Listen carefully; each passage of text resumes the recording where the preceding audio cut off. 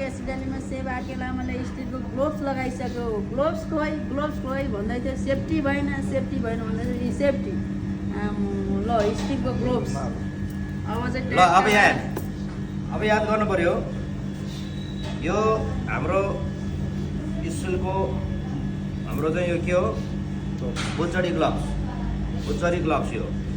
अब अर्को एउटा के ध्यान दिनु पऱ्यो भने अब सेफ्टीको बारेमा त यसरी पढाउँछ, तर भन्ने दुम्बाहरूले के भन्छ मतलब गर्नु हुँदैन है। यो दुनियाँमा अर्काको पछि लाएर हिँड्यो भने कहिले पनि आफू बन्दैन। अनि यो जुन मैले अहिले यो लगाएँ नि, यो चाहिँ बाक्लो लेदरको त्यो हुनुपर्छ यो सेफ्टीको लागि। बाक्लो लेदरको चाहियो। कहिले कहिले यो के हुन्छ नि, यो हाम्रो ब्लेड चाहिँ उत्किएर भ्राट्टै आउँछ।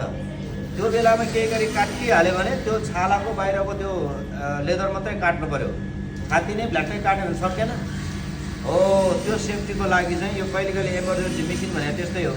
त्यसले गर्दाखेरि यो इमर्जेन्सी त्यो कहिले कहिले पर्छ भने त्योभन्दा अगाडि नै हामी के गर्नु पऱ्यो, सेफ्टी चाहिँ भएर अप्नाएर बस्नु पऱ्यो।